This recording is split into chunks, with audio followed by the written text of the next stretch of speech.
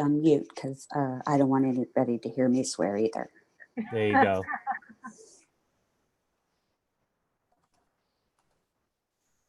It looks like we got Mike and Rex here. Welcome.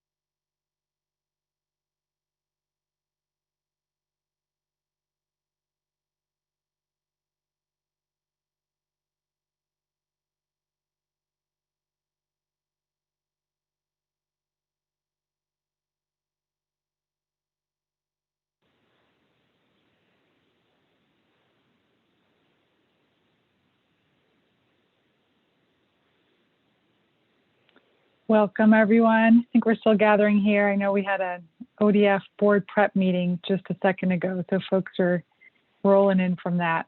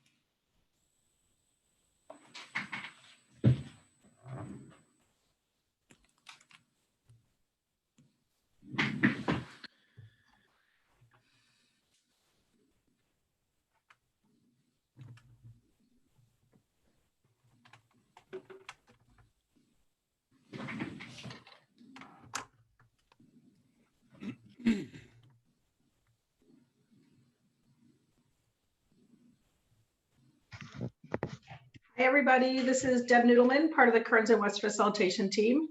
Great to see so many faces, and thank you so much for making time today. I'm kind of looking around the virtual table, and I feel like we have enough people to get started. That makes sense, folks? Lots of head nods. Okay.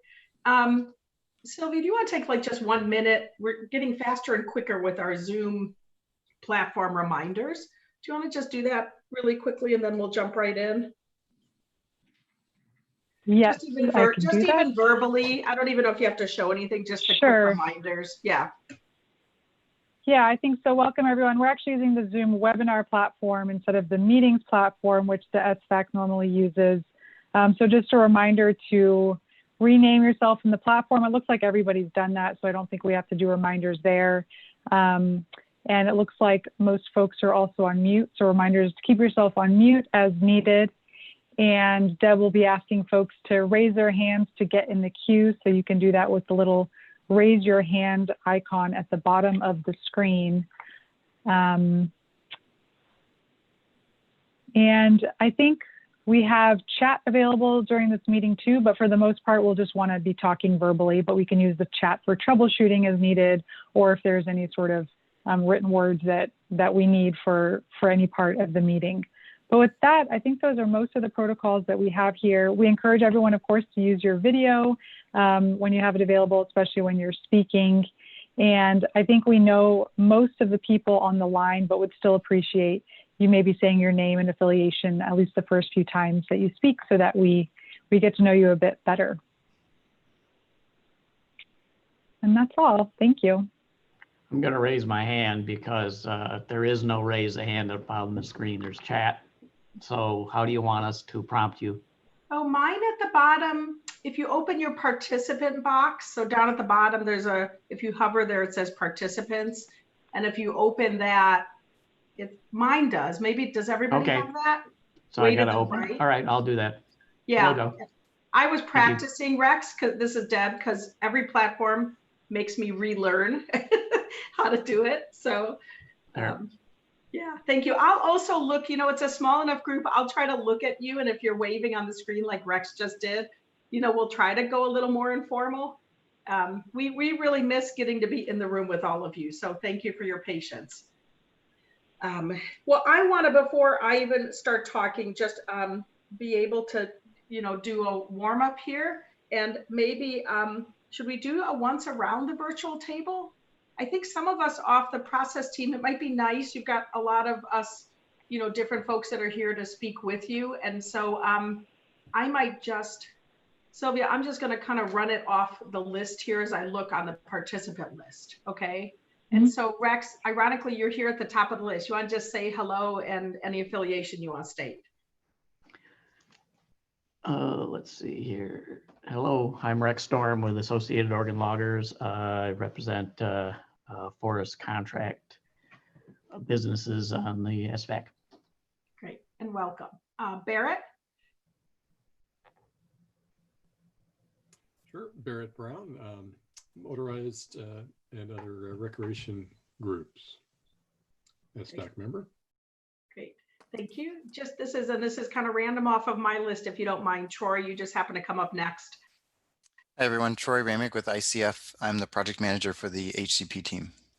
Great. And Brett? Hey, everybody. Brett Brownscombe with Oregon Consensus, based out of the National Policy Consensus Center at Portland State University, and part of the project team working with the external engagement process tied to the HCP project. Great. Good to see everybody. Long time for some faces. Yes, and I know we have two Lisas. So Lisa Phipps.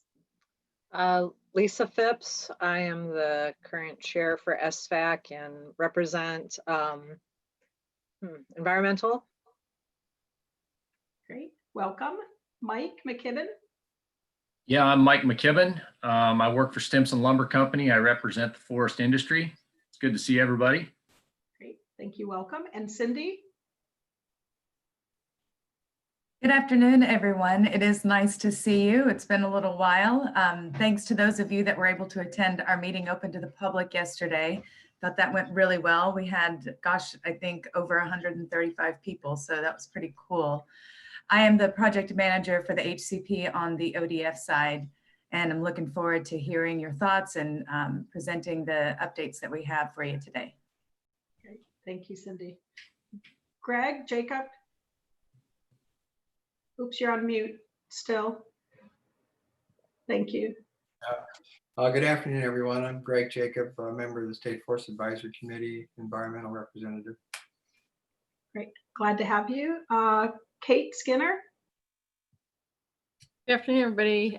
Kate Skinner. Most of you know me as the district forester in Tillamook, and right now I'm filling in for Liz Dent as division chief for State Forest. Great. Welcome. Ken McCall. Good afternoon, everybody. Ken McCall, Oregon Hunters Association at large, and particular interest in recreation. So good to see y'all. Great. Welcome. Laura Fredrickson. Good to see everyone. Although it would be nice to be in person, we all would like that, wouldn't we? Recreation, Education, Interpretation Manager, overseeing all the operations and programming behind all those entities for Oregon Department of Forestry. Great, welcome. Lisa Hyde. Yeah, hi, I'm Lisa Hyde. I represent non-motorized recreation use. Great, welcome. And I have to be a little careful because my list keeps moving itself. So towards the end, tell me who I'm forgetting. But I think next, Mike Wilson is on my list. Hi, I'm Mike Wilson. I'm the Resource Support Unit Manager for ODF, and been working a lot on the HCP lately. Okay, great. Susan? I'm Susan Knutson Obermeyer, and I'm unaffiliated. Welcome. Thank you for being here. Robbie? Hi, Robbie Lefebvre. I'm the reforestation coordinator for State Forest, but today I'm here for Ron Zilli, who's on a fire, and Andy White, who is helping with the fires. A lot. Thank you, everybody, for helping each other and having each other's back. I know I forgot somebody. Sylvia, I didn't give you a chance to say hello. Hi, this is Sylvia Tuborowski with Kearns and West. And I feel like there's one more person. Who did I leave off? Leslie. Oh, Leslie, I'm so sorry. Your name moved around there. Do you want to say hello? Hello. Thank you. Okay, that's Leslie Shaw, everybody. Thank you so much. Did I forget anybody else? It's Mike Kennedy with the Confederated Tribes of Siletz. I'm so sorry, Mike. You know, this Zoom platform, the second someone speaks, their name moves on the list. I won't do the list anymore. I'll just look at the screen right in front of me. Would have been easier. I could have had you all that way. Okay, so welcome, Mike, Leslie, and everybody else. And is there anybody else who didn't get a chance to say hello? I think there's a few more of us. Good afternoon. I'm Nick Polizzato. I'm a wildlife biologist with State Forest, and I'm our technical representative on the scoping team for the HCP. And I'm Jason Cox. I'm public affairs for ODF and part of the project team in the public affairs realm, and also your SFAC public affairs liaison. Yes. And can I ask you, Jason, while your microphone was off, do we have any public streaming or listening in that you notice? I believe we had 2 last time I checked. You know, up to 3 now, but I think 1 is me. Okay. Okay. Just as a reminder, right? Because you run a separate streaming so that they can listen in, right? That's and be correct. Audience. Great. And welcome to anybody that's listening, and glad to have you with us. Okay. Last call. Did I forget anybody else in introductions? Okay. Well, thank you. And thank you again, everybody, for being here. I was hoping, Kate, if I could turn it over to you for just a little bit of a welcome for the group. On behalf of ODF, thank you. Thank you, Deb. So again, we'd like to welcome all of you here. It's good to be back with SFAC. It's been a while since I've been to one of your meetings. Also, thank you for being here and participating with everything else going on in the state. All of you know we've burned over 1 million acres in Oregon this year, and many people are impacted personally, or friends or family. And so we really want to recognize what's going on in the state, and just again, thank you for being here and taking the time. So fire is the first priority of ODF. As you'll see, there's many acting faces here and folks around the state. But we're continuing to work on the habitat conservation plan because it's going to provide a certainty for conservation and economic outcomes over time to meet our greatest permanent value mandate for state forest. The work to date that represents countless hours, challenges, and collaborative efforts with state and federal agencies and stakeholder groups like SFAC. So I'd also like to recognize all of you as part of this process and your dedication to it.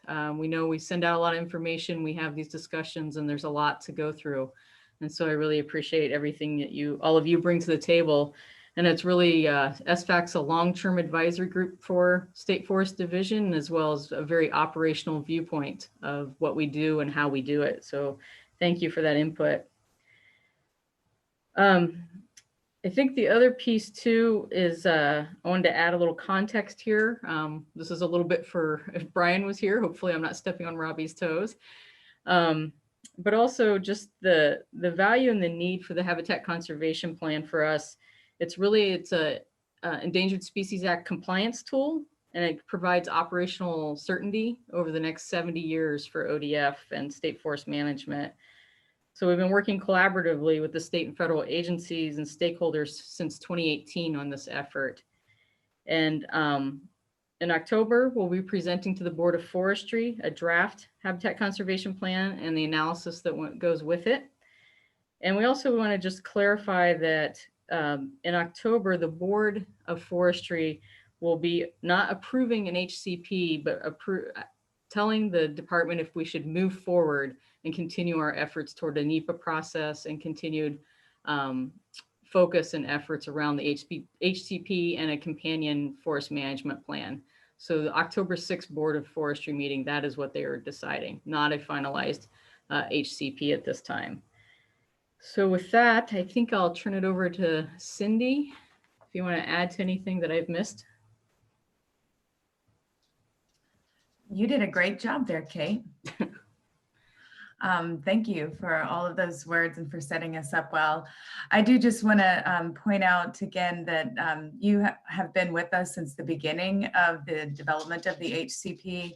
I remember going out with a lot of you on one of the SFAC tours when we were just beginning this process in 2017 and talking about how we were going to try to get a grant and start to work towards this end. And as you recall, it was a three-phased process. Phase one, we developed that business case analysis and we formed the steering committee and scoping team, and the board directed us in November of 2018 to move to phase two, which is the strategy development. And that is what we have been working on since that time.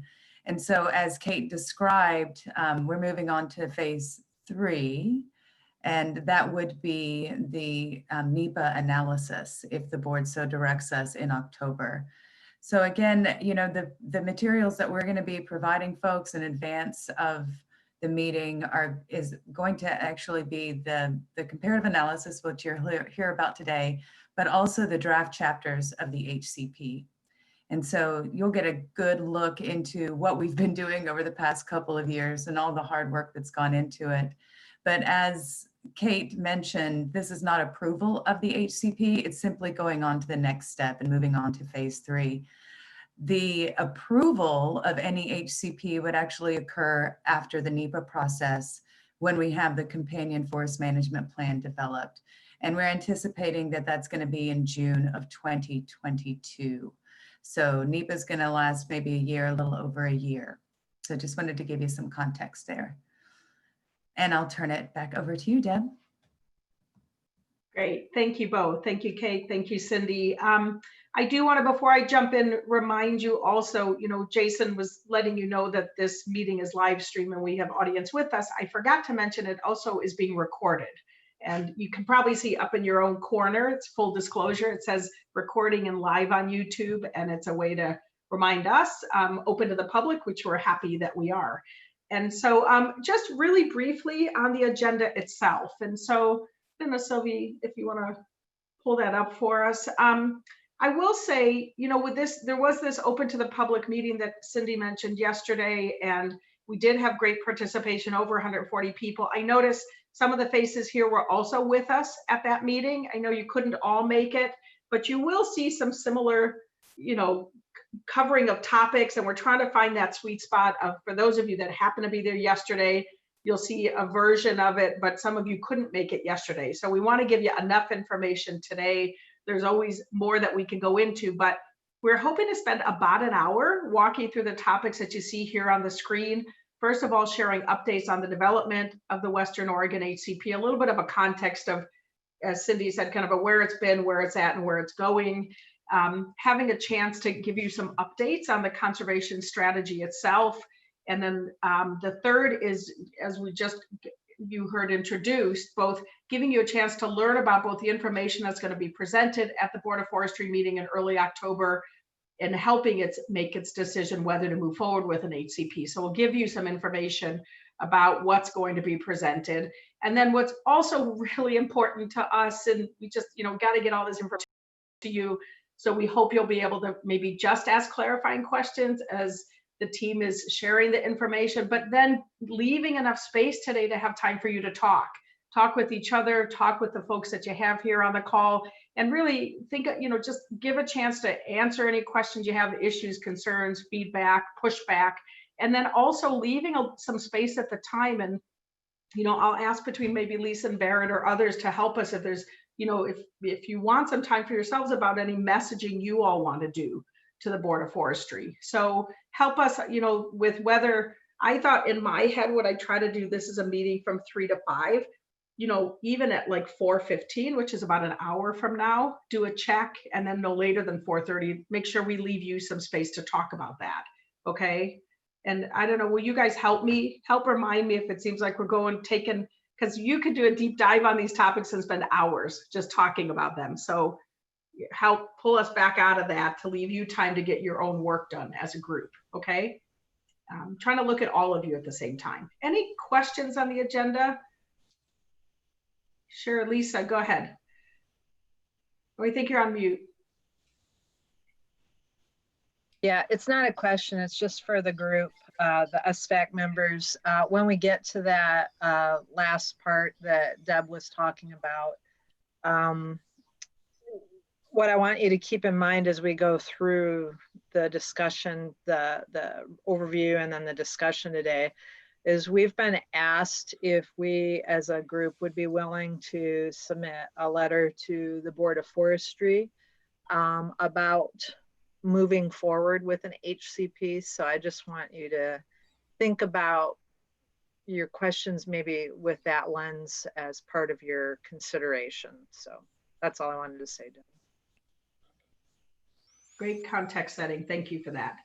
Okay, so not seeing any other hands up. Why don't we go ahead and get started? Troy, I think we're going to hand it over to you. Sounds great. Oops, let me share my screen here. So you should be seeing a presentation now. Thanks everybody again. Troy Ramick with ICF. Mentioned at the top that I'm managing the work on the HCP for ODF. Today I'm just going to give you a little bit of an update on the HCP talk schedule, where we are, where we're headed, and then remind you of some of the key elements of the HCP, and mostly as a way to let you know what the information that's going to be available to you all, to the public, and to the board in the coming days here. And a little brief, some information about kind of the status of that information as it relates to the process. And then I do want to then spend some time on a little bit more detailed discussion about the conservation strategies, both the aquatic and terrestrial conservation strategies. We haven't had a chance as a group to talk about those, so I thought it would be a good chance for me just to summarize those for you today.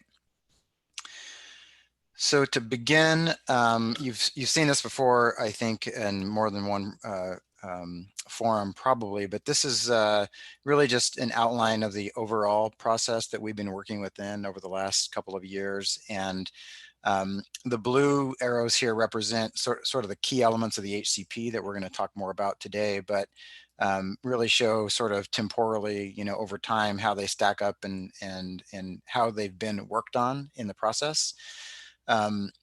I think the important thing about this as it relates to where we are right now is that you can see that they all sort of converge in September, and here we sit in September of 2020. And indeed, they have converged into a draft HCP, and we'll talk more about that in a minute. A couple of other things that have been going on at the same time as we've been working on the HCP is there has been a little bit of work, what we call kind of pre-NEPA planning work going on. And that work has stemmed from guidance from NOAA Fisheries, who will be the lead on the NEPA document should the board decide to move forward in October. Just them getting organized internally to be able to lead that work when it's time. And then, of course, the other thing that's been happening is a comparative analysis, which Mike is going to talk about later today. All of that information will be available to the board to inform their decision in October. And then after October 6th, provided that the board does decide and instruct staff to move forward, we would continue working on the administrative draft HCP. There are some refinements that will need to occur, which I'll talk about. And then eventually that work would transition into the NEPA process. And again, that would be led by NOAA Fisheries in coordination with ODF and U.S. Fish and Wildlife Service. So I think October 6th board meeting is certainly a pivotal, waypoint on the path here. But there was still work to follow, and so appreciate everybody engaging in the process so far to date. So really quickly here, just to kind of contextualize the HCP for you, I'm not going to read this slide, but wanted to just give you a little bit of a reminder of what some of the key elements are of the HCP, and the best way that I can do that is to really describe the various chapters of the HCP, and they have pretty descriptive titles, so I think they sort of speak for themselves. We've been working on all of this over the last 18 months or so, and the draft HCP that will be posted online and available for everybody's viewing includes all of these, except for the chapter 10, which is the alternatives to take chapter, is something that we haven't been able to get completed yet with the scoping team, but certainly something easy to do in the coming weeks and months. But the first 9 chapters and all that's entailed there, I think it's not quite 400 pages, but getting there. Lots of pretty maps and other graphs. So there's a lot of content, a lot of work's been done. Important thing to note there is that while these chapters are going to be posted and available for everybody's viewing, which I think will be great because there's a lot of detail there that it's hard to describe in meetings and put on PowerPoint slides and in our slots. So it'd be good for people to dig in. All those chapters have worked through the scoping team, and we've talked to you about the scoping team before. The state and federal agencies, kind of technical staff working with us on this. They've reviewed everything, provided comments on everything. Their comments have largely been integrated or responded to in the version that is going to be out for people to review. As I mentioned, there certainly are some refinements that will need to be worked on after October 6th. And we identify in the draft HCP what those refinements are or what those points are that are still under discussion. So it won't be any surprise to anybody what is still being kind of worked out at the scoping team level. And I think the important thing to point out about that, and you'll hear about this later in the comparative analysis, is that those refinements, they really are more about the kind of the details of individual strategies and focused mainly on how they will be implemented over time. So the expectation is that those refinements aren't going to anything that will, substantially change any of the outcomes that you see reported in the comparative analysis. The fundamentals of the HCP are certainly sound and aren't expected to change. So I think that is that's important.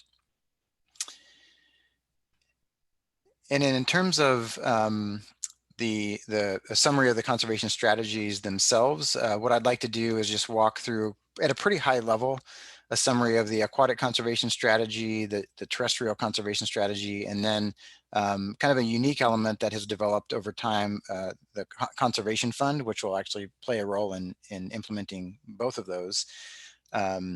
and give you a flavor of, I think, some of the work that has happened since the last time, at least the last time I presented to you. I think that was probably about a year ago now. We talked a lot about the fundamental kind of the information that was being fed into the HCP and the sort of conceptually where we were headed. And we've made a lot of progress since then. So that's what I'm going to talk about today. On the aquatic conservation strategy, just a quick overview of that here. I think it's important to note there's really, I'd say, 3 main elements of the aquatic conservation strategy, at least the way I think about it. There's riparian conservation areas, which is the riparian buffering strategy, which I'll talk more about in a minute. There's an emphasis on road construction and management as it relates to the aquatic system, and striving to avoid and minimize effects on the aquatic system from existing roads and new roads that will be built to implement covered activities over time. And then there is a focus on stream enhancement, and I sort of use that term broadly to include wood enhancement projects, channel restoration projects, anything that could be done, frankly, to improve habitat for our covered fish species. And that, of course, includes removing fish barriers, culverts, and otherwise on the landscape. So you'll see in the draft chapters pretty detailed conservation actions related to each of these things, and some targets, et cetera, that we outline in the HCP. On the riparian conservation areas specifically, you may have seen this in other presentations if you've tuned in over the last several months. This is I think kind of a fundamental centerpiece of the aquatic conservation strategy. And if you recall from previous discussions, we've talked about our biological objectives for our aquatic species, our fish species, and the 2 aquatic salamander species. And we're really focused on retaining and enhancing ecological processes that make those stream environments better for the species. So things like habitat structure, including wood and wood recruitment and other items, managing sediment over time, and then managing changes in stream temperature over time. So all of those are fundamental to what we're trying to achieve for our aquatic species here. And the riparian conservation areas, which are, it's kind of a fancy name for stream buffers, are one of the ways that we're striving to do a lot of that. So you'll see on this 2 tables, the first table, the top table, is the stream buffer widths proposed for all fish-bearing streams, or type F streams, and large and medium non-fish bearing streams. So basically looking at 120-foot stream buffers on fish bearing streams and large and medium type in streams. That's a horizontal distance, so important distinction there with sometimes the way it's reported in other plans or in other efforts. And then the bottom table is showing what the stream buffering strategy would be for small perennial and seasonal non-fish bearing streams. And there's a little bit of nuance here on the bottom table. I think the main thing is that you'll see on perennial type in streams, retaining that 120-foot buffer width for a point above above fish bearing streams. We have sections of perennial streams that are where there aren't fish, but they're flowing year round, and there's sensitivity to temperature changes over time. And so we want to maintain a buffer there to manage temperature for fish downstream. And then you'll see some buffering strategies here for potential debris flow tracks and high energy streams. Those are really aimed at recruiting wood into the system if those streams fail at some point in the future, maintaining enough of a riparian buffer that we actually get wood into the system over time. So a little bit more targeted buffering here on the small perennial and type in streams. I think ultimately, at least with the scoping team, kind of the scoping team's position on this is that I think they feel that this buffering strategy will allow us to meet all of our biological objectives as written. When we put that on the map, it all basically, it equates to essentially about, 77,000 acres on the landscape when you think about how those buffers play out on the streams across the permit area. What I'm showing here is if you think about over time in those riparian conservation areas, the trees are going to get older and the average age of the stands is going to increase over time. That's one of the things that we're striving for as we think about all those ecological processes we're trying to achieve inside of our aquatic zones. And you can see here that when we start kind of at the beginning of the HCP, about year 2023, we have, you can kind of eyeball this and say that, the average stand age is 60, 70, 80 years, something like that. This is age across the bottom, and then acres on the left-hand axis there. And as we move through time, looking at 2068 and then eventually 2088, which is near the end of the permit term, again, a 70-year permit term, you can see that no surprise, those trees do get older. And in fact, then by the end of the permit term, we have an average stand age of around 140, 150, 160 years, something in that range. Important to note that inside of the riparian conservation areas, there's no plan for any harvest or any habitat management activities, and that was something that we worked on with the scoping team, ran some scenarios, thought about it, pretty critically, and decided that that it was the benefits probably did not outweigh the costs of doing management in the riparian zone. So that's why you can see this change in stand age over time is pretty static. So that's the update on the riparian conservation areas.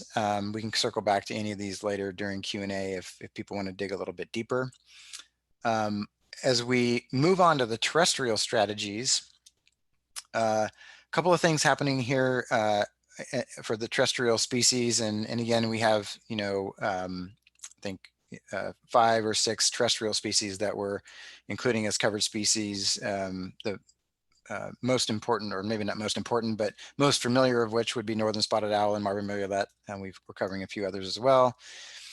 So similar to the riparian strategy, in the uplands or in the terrestrial areas, we're using what we're calling habitat conservation areas as kind of the centerpiece for the conservation that will be happening for those species.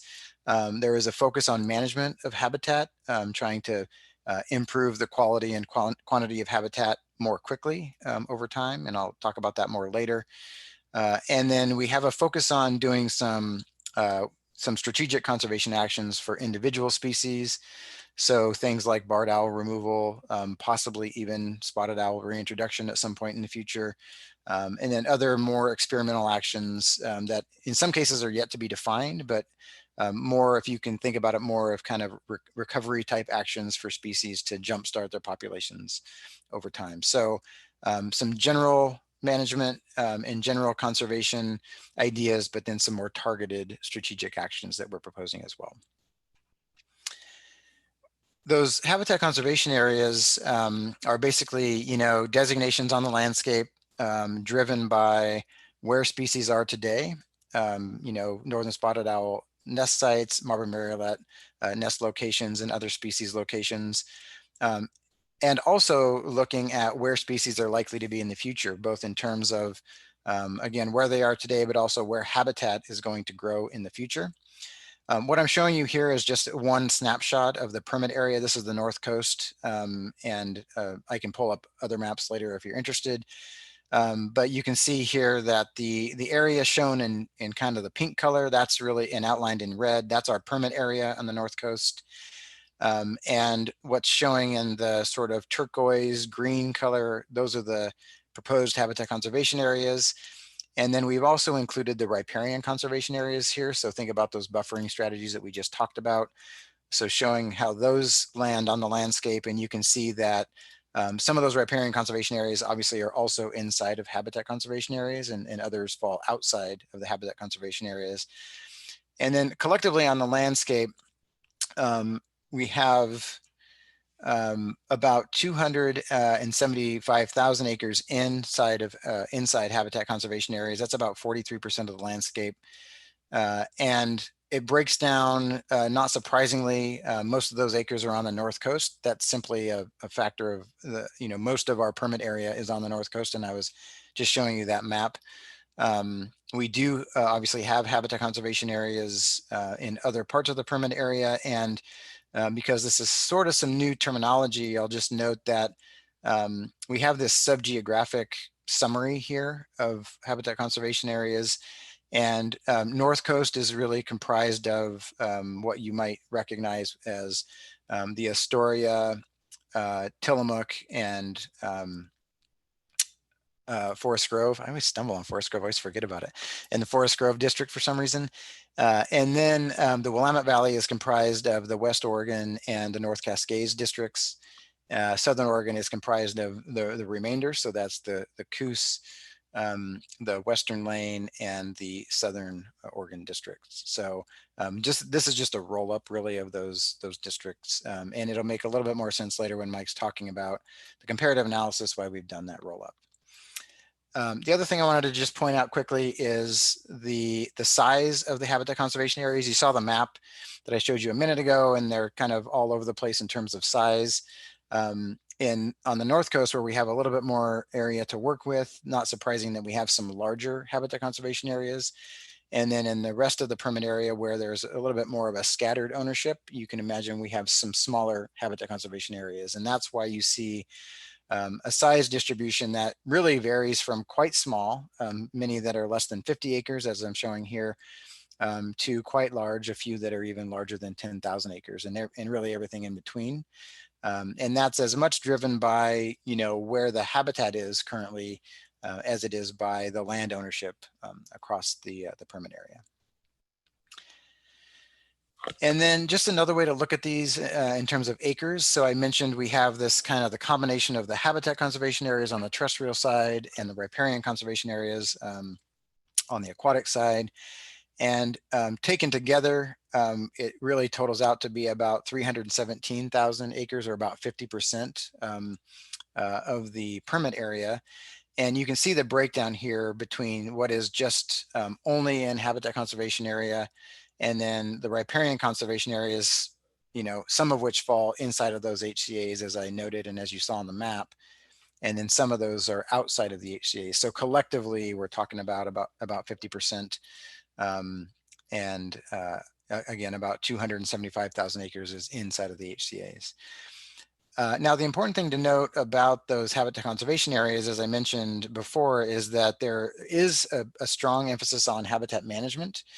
And this 50% that we're talking about, it isn't that we're setting those areas aside, necessarily just to be left alone and to be passively managed. There is an intention to actively manage those habitat conservation areas, not in the riparian conservation areas. Remember, I mentioned that earlier, that we're not doing management in the riparian conservation areas. But in the habitat conservation areas for the terrestrial species, there is certainly a need to try to jumpstart, in many cases, habitat development over time. We certainly are trying to align with the biological goals and objectives, and trying to, as I mentioned, increase the quality and quantity of habitat over time, and to do that as quickly as we can in our permit term. And in doing so, looking for opportunities inside of those habitat conservation areas to take advantage of some density management or some selective harvest regimes, where we can try to get, to keep it simple, to try to get, bigger, older trees faster, and to develop habitat structure within that that is beneficial to our covered species. So there is certainly intended to be management and harvest that is targeted towards species habitat development inside of those HCAs.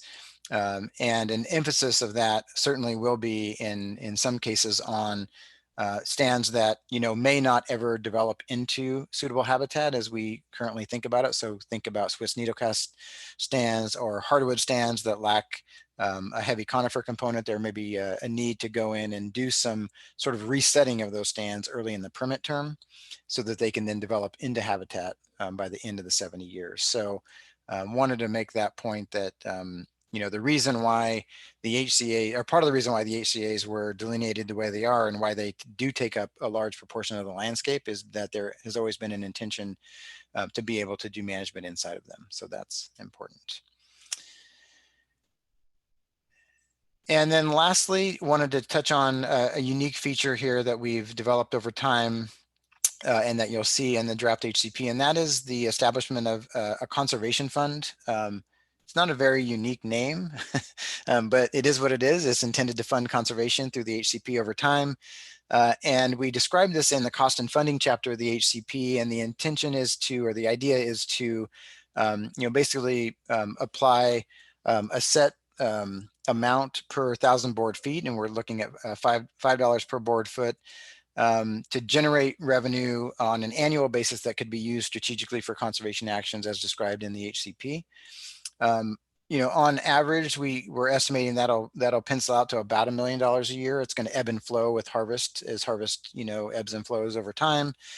And those funds are intended to be used for several things. And this is also described in the cost and funding chapter, but basically fall into a few categories here.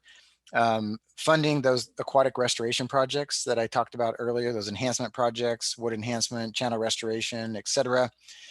Likely we'll fund some of the aquatic burial removals as well. So some of those fish barriers that may not otherwise be tenable to remove could certainly be funded by this work.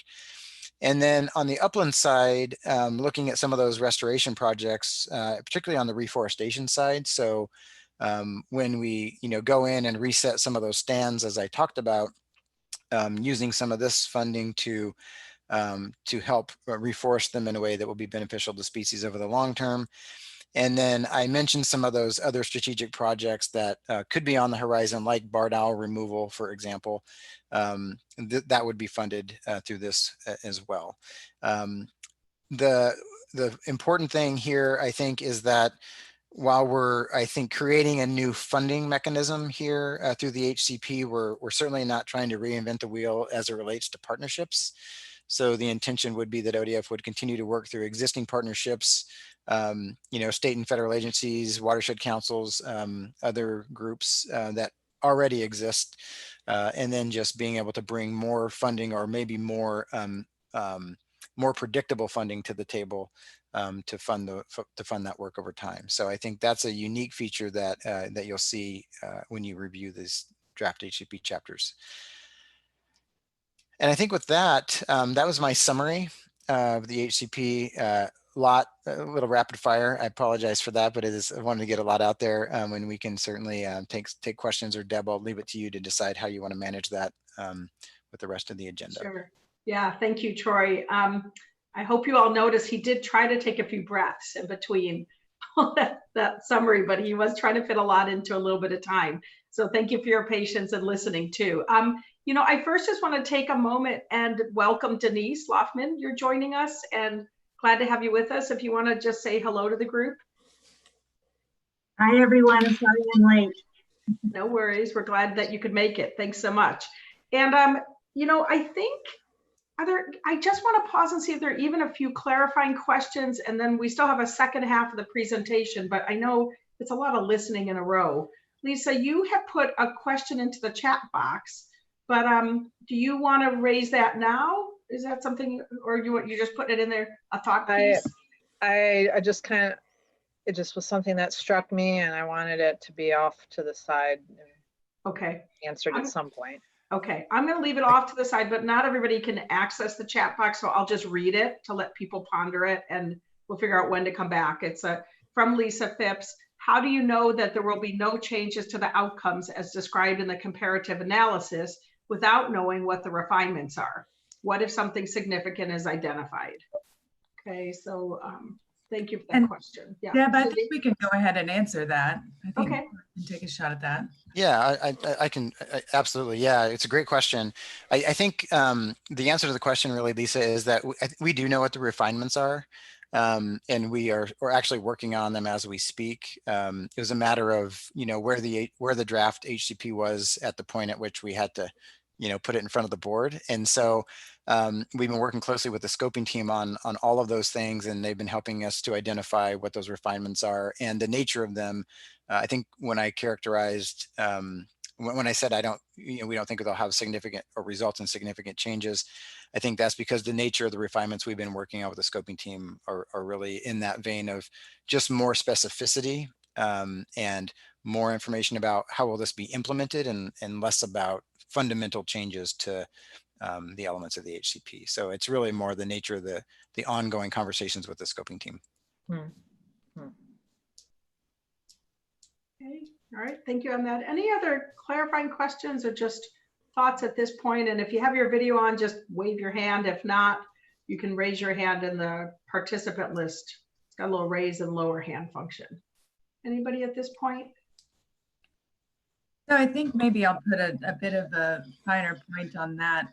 Thank you, Troy. And what we've talked about with the services and the scoping team so far, Lisa, is not only some agreement around the RCAs, but some agreement around the general size and locations of the HCAs. And so the things that we're working through with the scoping team are pieces that would fulfill like our monitoring and adaptive management and those kinds of things. So, you know, in large part, what is driving conservation and economic outcomes are those conservation strategies.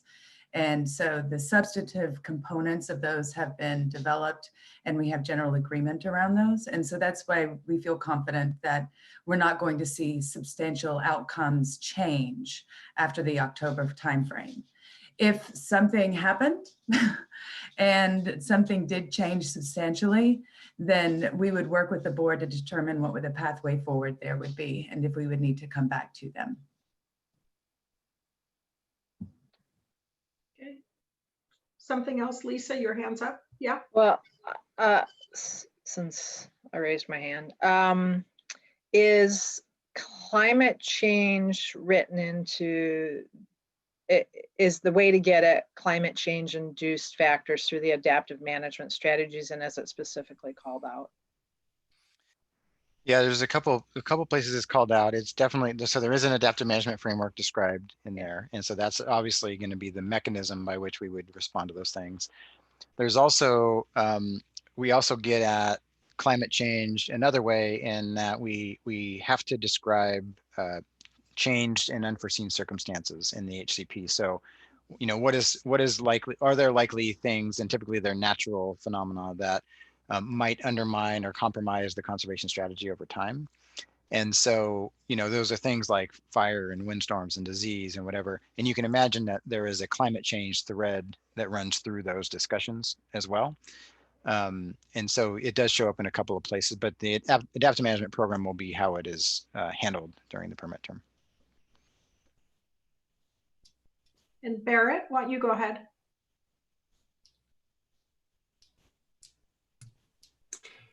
Sure. I think you're going to get into comparative analysis next. Is that right? Okay. A couple of things I noticed on the call, actually the last couple of meetings, speak to a gradual, you know, we're gradually expanding our communication with other listeners and other stakeholders who have, I think, a less solid grasp of the nature of the scoping team and the technical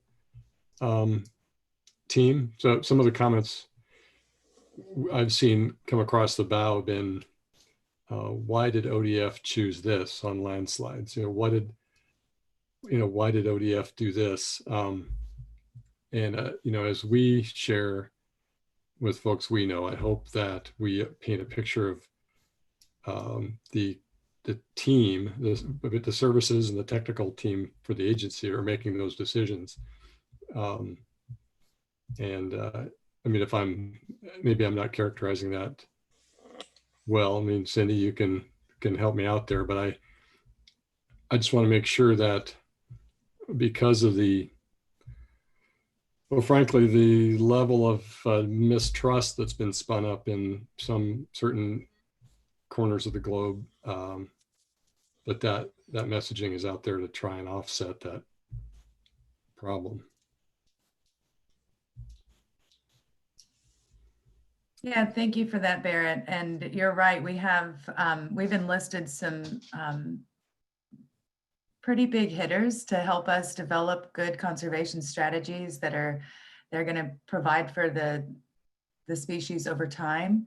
And that includes not only the technical experts from the state and federal fish and wildlife agencies, as well as DEQ and OSU, but also leads of their organizations to help, because, you know, we'll have our technical folks are working on those technical pieces, but this is a policy level document. And so sometimes decisions need to be made at a policy level.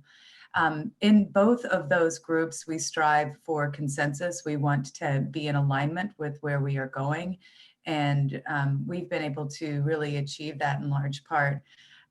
But do want to be clear that ODF is going to ultimately be the applicant to the services for an incidental take permit. So at the end of the day, ODF does own those strategies, but it has absolutely been a collaborative effort.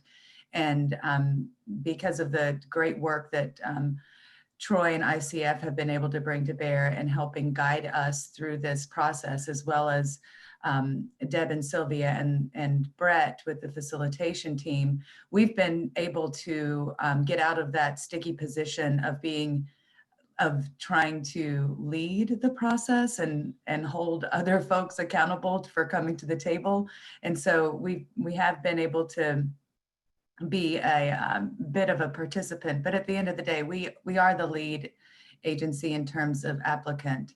And you are exactly right. We have been working really hard with all of these other agencies, and right now we have really good alignment among them. And in fact, we are getting letters from both NOAA and from Fish and Wildlife Service, letters of support to Peter to continue this work, as well as a general letter of support from all of the steering committee members that they agree with the work that we've accomplished to date, and would petition the board to continue working towards an HCP. So thank you for bringing that up, Barrett. It's something that, because we're so thick in it, that we don't mention much, but it is very important messaging to get across. Great, thanks. Yeah. And if I could, Barrett, this is Deb Noodleman, Kearns and West. If, you know, as neutral process people that have no stake in the outcome at all, what we've really observed through this work process is really robust, scientifically led discussions that are trying to get towards, as Cindy said, these policy outcomes that serve the interests of Oregonians. And it's been impressive to watch. And I realized as we were doing the open of the public meeting yesterday, people have been so deep in the work that it is important. And I think, you know, we kind of jump in and go, and Troy, we often talk about this, where have you been, where are you at, where you're going, but important to remember to describe that process that we used to say more of at the very beginning. What is a scoping team? What is a steering committee? What is this group? What are all these different intersections that are helping to lead towards this October meeting? Again, not an ultimate finish line, but a really important checkpoint. So thank you for the reminder. Yeah, really helpful. Any other reflections right now before we jump to the next section of presentation? It's really helpful. Okay, so I think we're ready for the second piece of information sharing then. Who's up? Is this Mike? Indeed it is. Well, thanks everyone. Really appreciate the participation. And I'm going to blow through this about as fast as Troy blew through the HCP stuff. So hang on, and hopefully, we got plenty of time for questions after. So we're going to talk about the comparative analysis that's being done between the current forest management plan, the draft forest management plan, which has been being called the draft revised forest management plan and so forth. We're calling it the draft forest management plan, and the HCP. So the purpose here is basically to compare the expected outcomes of these alternatives so that the board can make their decision whether or not to go forward with the HCP into NEPA. Again, reiterate, they're not selecting among three. They're just deciding on whether or not to go forward with the HCP process. Want to provide an update of the understanding of the expected outcomes, because the business case analysis was, a pretty coarse exercise, pretty high level, was not spatially explicit, did not involve actual harvest modeling and that sort of thing, did not include habitat modeling. So we want to expand the analysis beyond the financial implications to include those conservation objectives, and just also get a better sense of the financial outcomes as well. Important to note too, the business case analysis was sort of predicated on the current FMP, a what if gaming on the current FMP without any understanding of the real HCP strategies that would be there. And now that we have those strategies mostly done, and also we're including the draft forest management plan, we can really get a better comparison across all those of what's going on. So on the HCP side, we have, as working with the scoping team and other technical folks actually outside the scoping team from time to time, our modelers and other experts that have been brought in to help provide information and do analysis. We've been able to develop the HCP strategies themselves, and we also have developed habitat models to go along with that and get a better understanding of those outcomes. And we have enlisted a forest management model. Dr. Greg Latta at the University of Idaho has been working with us with a linear programming model. Now the model optimizes for net present value, which can be scary to some on the conservation side. It's really important to realize that that net present value is just a way to get the model to move on harvest, and it is heavily constrained by a lot of factors, by basically the strategies of the HCP or the FMPs are translated into the model, and it's a heavily constrained sort of net present value run. And of course, again, coordination and analysis with a lot of topical experts, and not only topical experts, well, some of those topical experts, I should say, are our own field staff who have done high-level model solution reviews for the various model runs that we've done. So just a little acronym update here. The CFMP is the current FMP. The DFMP is the draft revision FMP. The HCP, of course, is the Habitat Conservation Plan. What you're going to be seeing here are a 75-year time frame in these slides of outcomes. And we consider a wide range of differences across the scenarios. We'll get more on that in a moment. Some other key differences, we have more detailed spatial and non-spatial data on conservation areas and covered species. So we have our habitat conservation areas, which are the really big rocks in the HCP. We have the landscape design that goes along with the current FMP that we're all very familiar with. And then we had an estimated landscape design, or ELD, that we developed for the draft FMP. The draft FMP, as you know, is higher level in terms of its targets for certain things or lacks targets for certain things. And so it's really presented at a higher level than the current FMP. So we don't have a true landscape design. So we used an estimated landscape design based on a number of factors. But the key point is there are a number of variables for conservation, economic factors, and social outcomes. So we're really trying to look broadly at the implications of all the scenarios. So again, there's a 75-year time frame associated with this comparative analysis. It uses 2017 stand level inventory data, so it's a little dated. That will be updated once we get past the October decision. There will be updates to the modeling in order to be able to do more refined modeling going into NEPA and then going into implementation of an HCP if we get to that point. But right now it is the 2017 stand level inventory. Utilizes 2019 timber prices, 2014 harvest costs, which was the last time we looked at that in detail.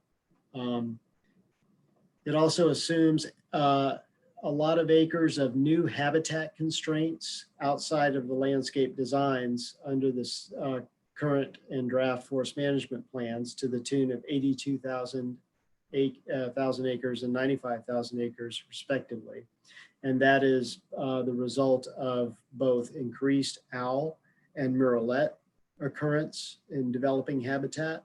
And then also the listing of this little guy right here. We anticipate at some point listing of the red tree vole.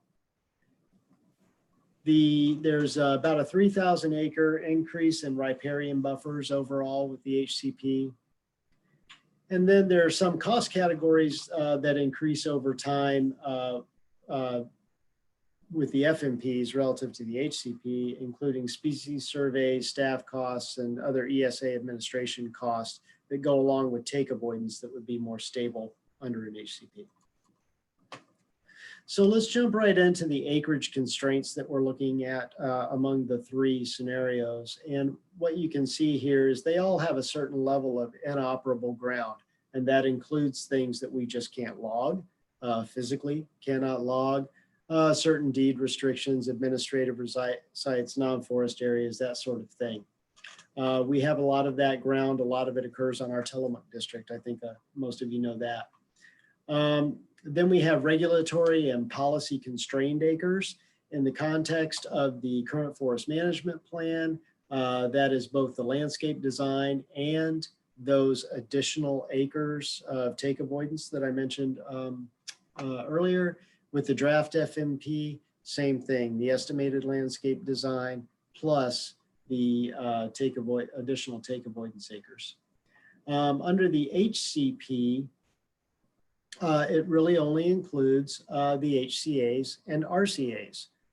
That's part of the assurances. We don't incur the extra acres for take avoidance outside of the HCAs for any of the covered species under the HCP. So the net result is there's actually more available acres in the green bar under the HCP than either of the FMPs. And those FMPs, note, they come out actually pretty similar. So here's how that lays out, and Troy showed you some of the HCAs earlier, and just for context, our current forest management plan here in this salmon color, that's our current landscape design.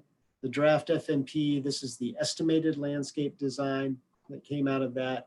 And here is the deliberate planful design of habitat conservation areas to meet the objectives of the HCP. And a few points on those. We looked at it and did some fragmentation analysis on that, some patch analysis. The HCP clearly has the largest patch sizes, which really equates to more resilient interior habitat. It's buffered from all kinds of negative effects. The HCP then also has the lowest edge to area ratio, which again is just another way of looking at that edge effect. The draft forest management plan actually protects the largest share of the current suitable habitat for owls and murrelets specifically. And the reason is because it was really, when we estimated what that landscape design might be, it was heavily focused on current forest conditions and current constraints because we know that's what we would have to do. But it doesn't really address the future potential habitat. And so what you really, in the context of the HCP and the FMP, which are both the current FMP, which both have landscape designs that really try to think about the future landscape, both of those protect about the same. The HCP protects slightly more current habitat than the FMP. So some of the outcomes of that towards the end of the permit period are shown here. And so note, this is the outcome this is basically what the last 15 years of the HCP or the analysis period looks like. And this is the acres of stands in various age classes, 10 to 30, 40 to 60, 70 to 90, 100 to 120, 130 to 150. 160 to 180 and over 180 years old. The darker part of each bar is what is inside a conservation area, either the HCA or the landscape design, depending on the scenario. And then the more transparent portion of these bars is what is outside those deliberate conservation areas. So one of the take-home messages here basically is there's actually a lot of older stands on the landscape with all the scenarios. The HCP has most of its, proportionally, a lot more of its older stands inside of HCAs. And the reason for that is a lot of the transparent portions of the bars here outside of the landscape design is due to additional take avoidance under those plans. And so the important thing to realize there, or to take into account, is that's a big level of uncertainty, both for harvest and for conservation. When those areas get tied up, then of course it's uncertainty for harvest. We don't know how well they'll perform as habitat. And so that's uncertainty for the species as well, because it's not planful management. Troy was talking about the types of activities in HCAs versus the type of, more general forest management activities we might undertake. That targeted management for the covered species is not really, it's not necessarily going to happen outside of those, outside of the protected areas. So it's an important consideration around certainty. On the landscape overall, these are some of the habitat suitability indices that we are using. The models I spoke about earlier. We have one for owls, murrelet, red tree vole, and then Oregon slender salamander. And these are the area weighted HSI values. HSIs run from 0 to 1, with 1 being most suitable and 0 being not suitable at all. And so over time, and the permit ending date is shown in the dashed line here. Over time, we see an ingrowth of suitable habitat, just like with the stand age, across all the plans. It is highest in a number for 3 of these species with the current FMP. However, the HCP is a close second. And then, of course, with the Oregon slender salamander, it actually ranks out highest with the HCP. So that's, there is again, there's the uncertainty piece. I guess as a point of explanation, why do Oregon slender salamanders rank out differently? It's primarily due to the additional take avoidance acres that were assumed from new species listings. They were assumed for the red tree vole, and the population of red tree vole that would be listed is the North Coast distinct population segment. And so the additional habitat encumbrance was calculated there, whereas Oregon slender salamander occurs on North Cascade district only in our permit area. And so it wasn't affected by that. So you can see, without the effect of a listed species on either of the 2 plans, you don't get the outcome gets different pretty quickly. And it shows how driven the outcome is even on the current FMP by the future species listings, as opposed to the planful implementation of habitat conservation areas. Riparian age classes is one way to look at how well the RCAs perform. Of course, we've done some down wood analysis, wood modeling and so forth associated with the HCP, but not for the FMPs. So we don't really have a direct comparison there. But for the HCP, we do know that the stands we get slightly more older stands by the end of the permit term. And so all 3 aquatic strategies are actually strong, and just want to emphasize that. We think our current management strategies for aquatic and riparian habitat are pretty good. The HCP does provide a bit of a bump, and so it comes out higher. It also includes a lot of increased certainty that's provided with the by monitoring requirements, in terms of reporting on number of stream crossings, number of culvert replacements, number of various other activities, yarding corridors, and things like that that might impact the resource. Okay, so now we'll shift gears and we'll talk about the money, the wood and the money. And so we're looking at harvest. We're looking at these attributes right here, from harvest volume all the way through ODF's net operating income. So the HCP produces the most harvest volume. The average is 225 million feet per year over the course of the permit term. The least is under the current forest management plan, which is 175 million feet. And harvest decline over that time frame for all scenarios. Now, one thing that I do want to emphasize here, you're familiar with our current implementation plans. These are again 15-year periods. So this is the average. This is the per year average for that 15 years. And during that 15 years, specifically after year 10 and year 11, is when we introduce those new species encumbrances under take avoidance. So that decline is captured here.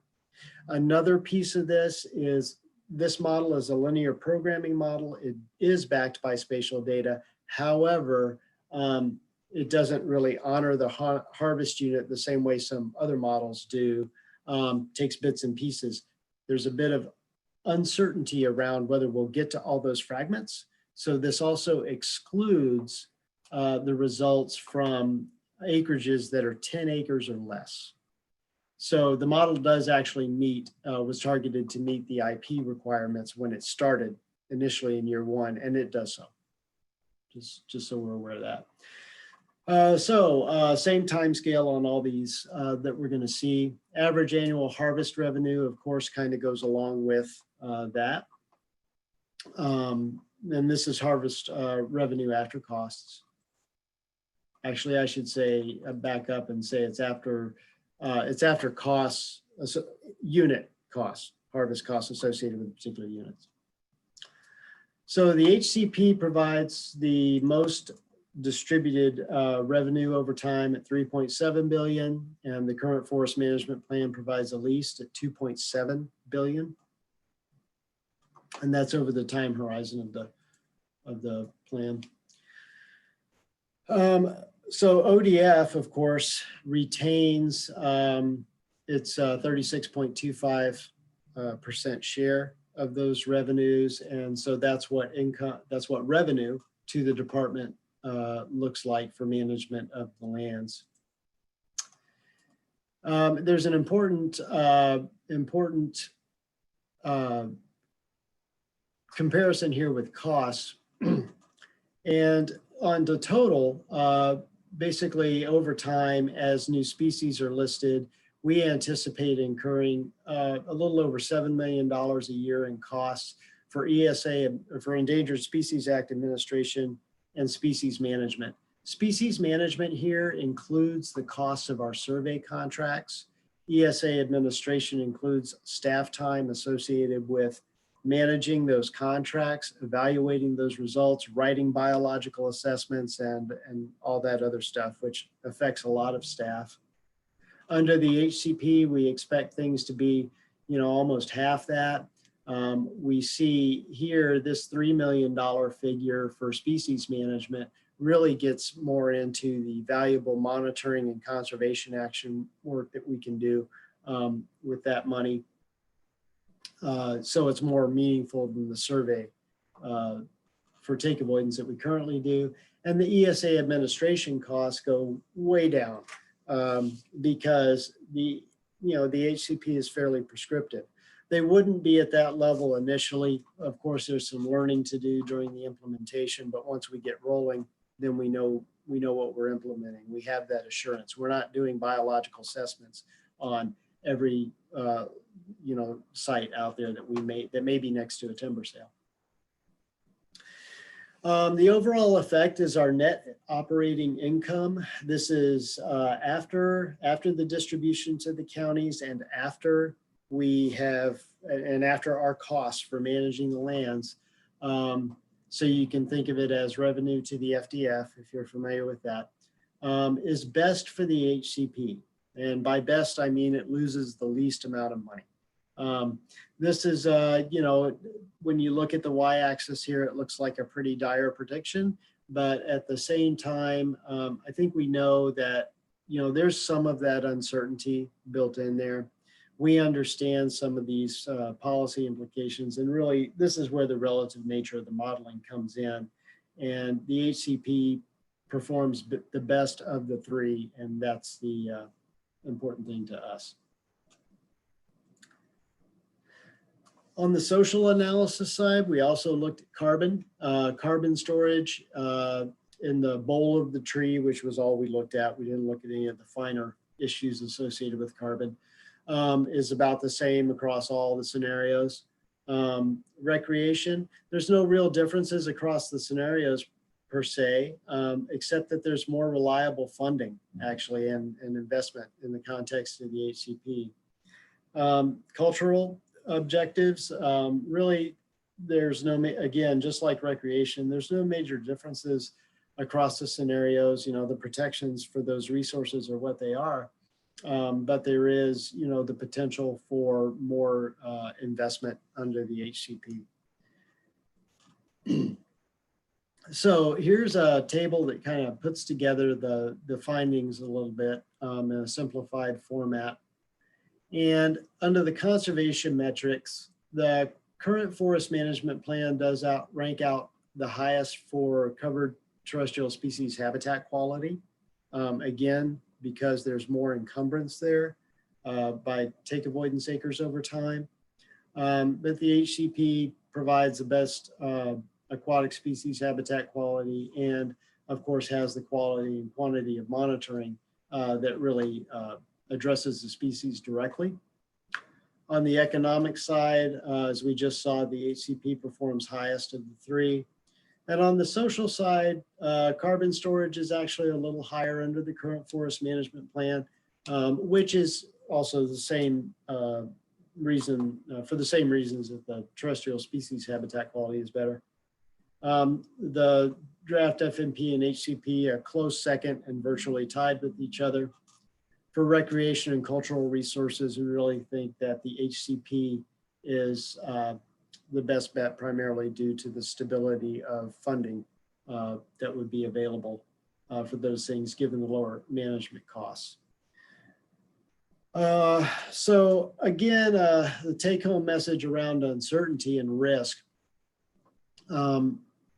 The benefits of the HCP are that with habitat risk is reduced due to those long-term commitments to habitat protection for the covered species through the HCAs and the management to maintain and enhance habitat within the HCAs.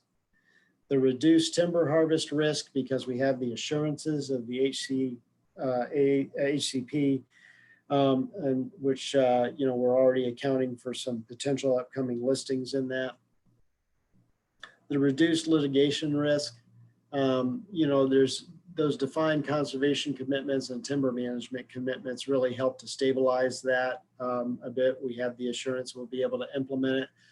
Also, to be perfectly honest, there is typically litigation up front within HCP. People will sue over the HCP itself, but once you're over that hurdle, and HCPs almost always are over the hurdle, I don't have the stats on it, but it's a good track record, then you are much more immune from the individual type of lawsuits coming up on specific issues around take. There's reduced market vulnerability. Basically, there's timelines associated with our T&E surveys, both in advance of a timber sale and also after, once the timber sale is sold, when it has to be felled. So we aren't able to fully shift sales around right now within an implementation plan period to capture the best markets. And within HCP, we might have this many units planned and would be honoring that total commitment, but we might move some up if a market is good, or defer some if the market's bad, and not have to worry about the impact that surveys would have on that decision. The larger, more resilient patches of habitat that will be produced under the HCA will reduce the vulnerability to disturbance. And there's a reduced outdoor recreation investment vulnerability because of that. We have both the land use designations. We know where we can and can't develop infrastructure, but then also, again, really that funding piece that will be known or a lot better known and stable over time. Okay, so that was a lot of talking.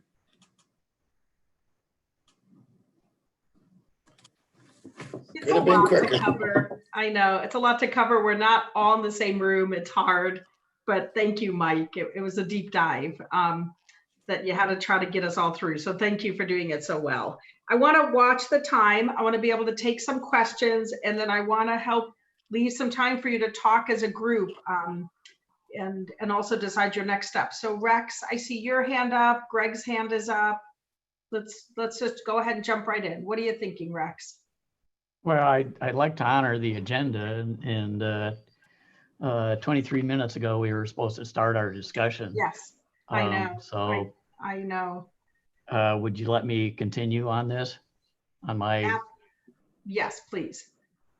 All right. I'm Rex Storm, and I represent a community of forest contractors and forest businesses who definitely have a stake in the outcomes of this HCP process.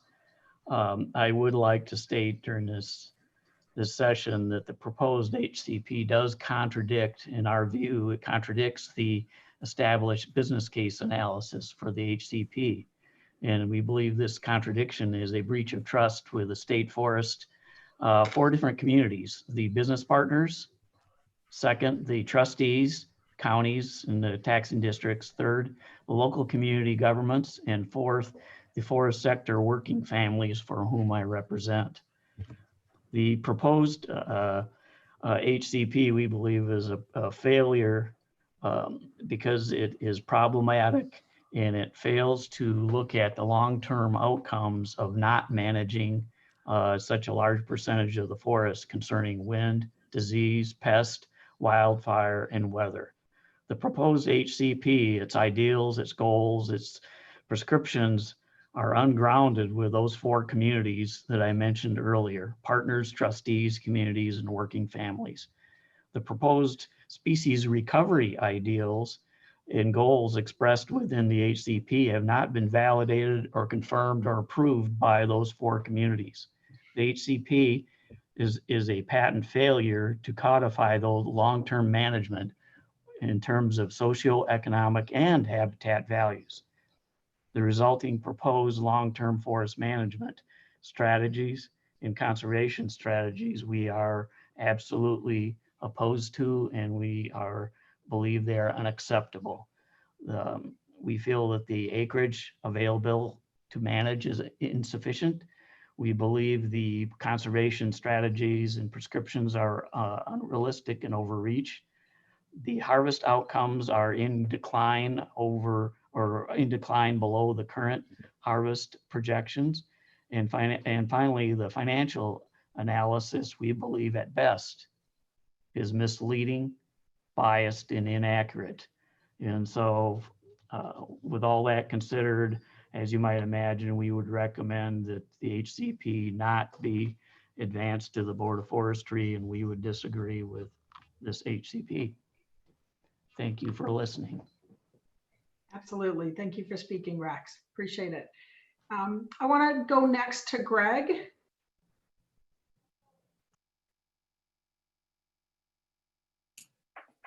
Mike, you mentioned in a slide earlier that there's under the current forest management plan, high carbon storage. I may be missing something, but I thought under a HCP there would be even a higher carbon storage. Could you explain that for me? Yeah, so when we go back to those available acres, let me share really quickly again here. Okay. So when we go back to the available acres, and I have to get to my navigation somehow here.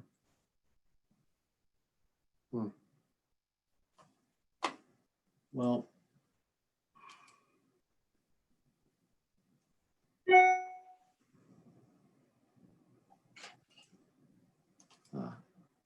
there we go. Okay, so if we go back to the acreage constraints here, you'll notice what happens over time is when those new threatened and endangered species sites or listings come into play, and you end up with more constrained acres under the two FMPs than under the HCP. And that's really where that comes from. You end up with more available acres for harvest under the HCP and the least under the current FMP. So there is uncertainty there as well. You know, the key one of the key pieces of uncertainty is what will the listings be? How will they really affect our management and so forth?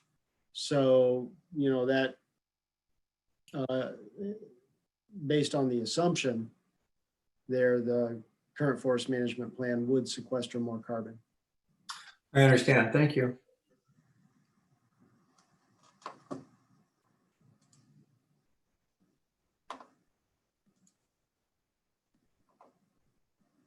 Sorry, I was on mute talking to myself. Barrett, why don't you go ahead? Sure, Rex. You know, I've heard a few others make that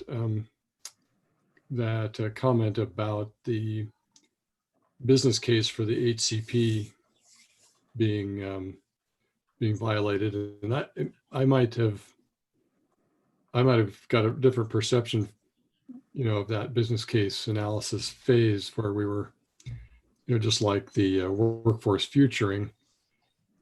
It seemed to me the business case was, you know, an analysis of whether there was opportunity enough there to proceed with an HCP, not necessarily a commitment that pursuing an HCP would result in financial viability. It just would result in improved financial opportunity. And can you, what are your thoughts between those two perceptions, Rex?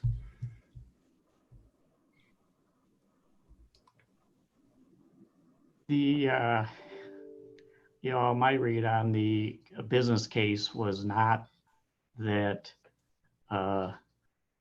that the harvest would decline, that the agency would, the department's state forest program would become insolvent, that expenses would go up and revenues would go down. The business case analysis was that this was worthwhile to look at improving the financial aspect of the department as well as the habitat aspects of the department. In our view, this proposed HCP would decrease both habitat and economic outcomes.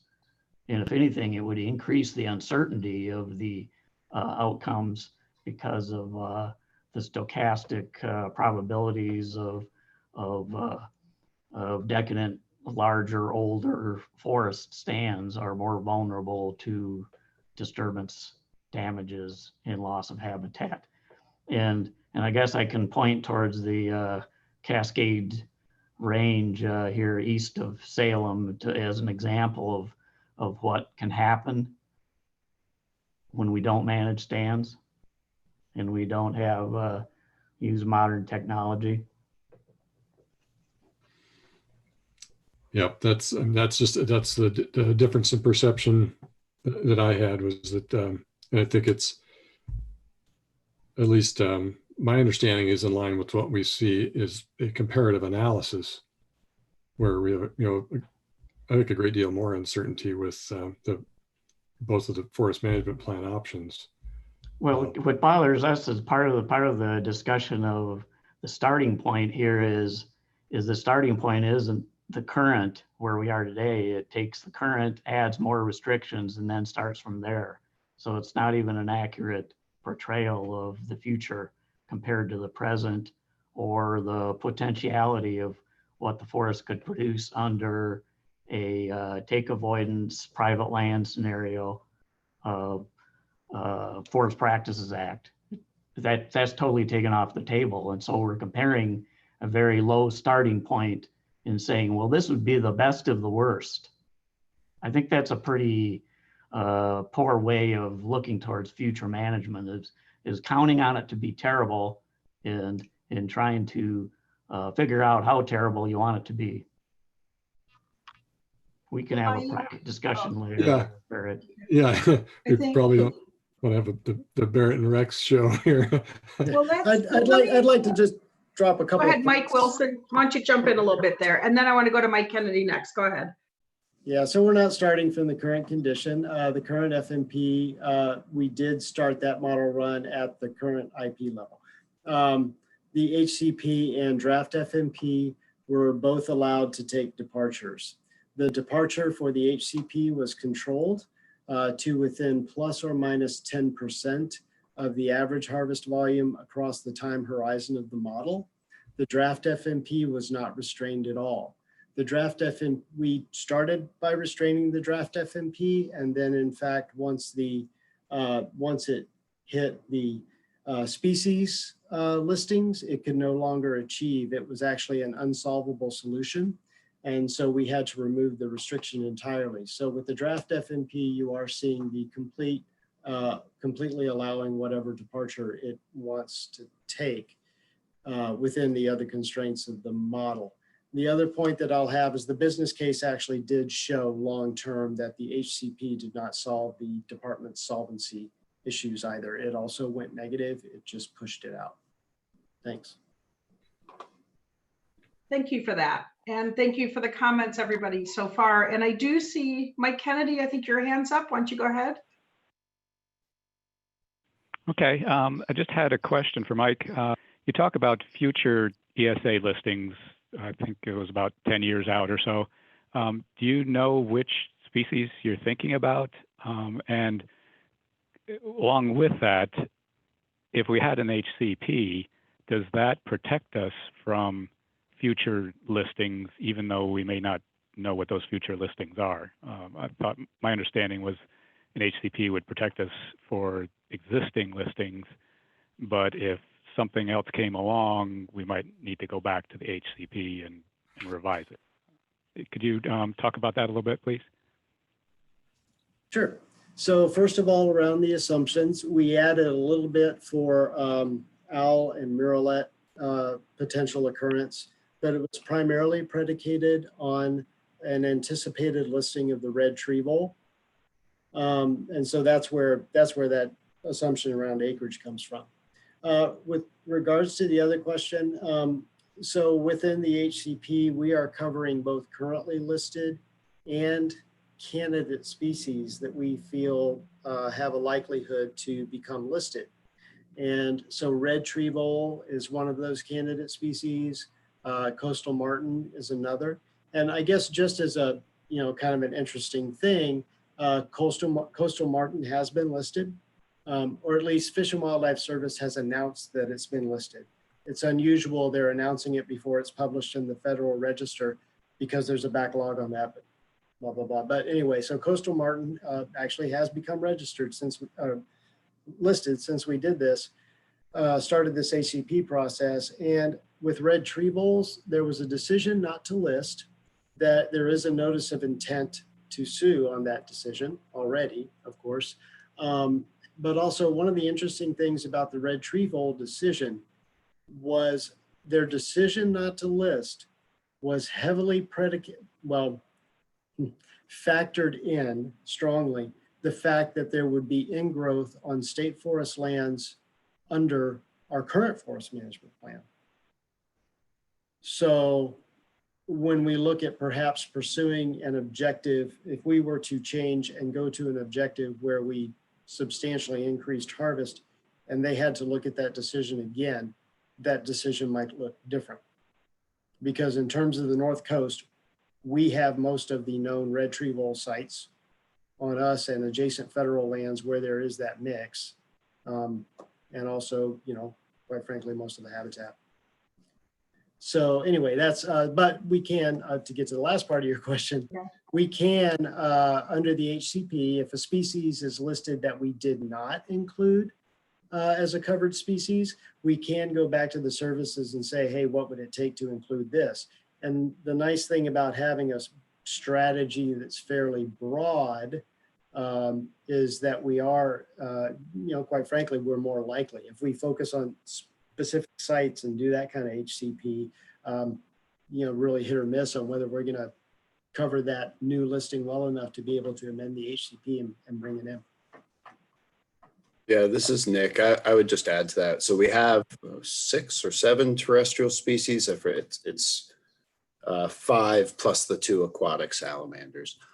All of those species are on the Fish and Wildlife Service's program of work over the next few years for review for their listing status. So, and we went through a process early on of determining which species we were going to add, vetting that with ODFW and the Fish and Wildlife Service, applying criteria to make those decisions. And so the list reflects the species that we reasonably anticipate listing over the course of the term.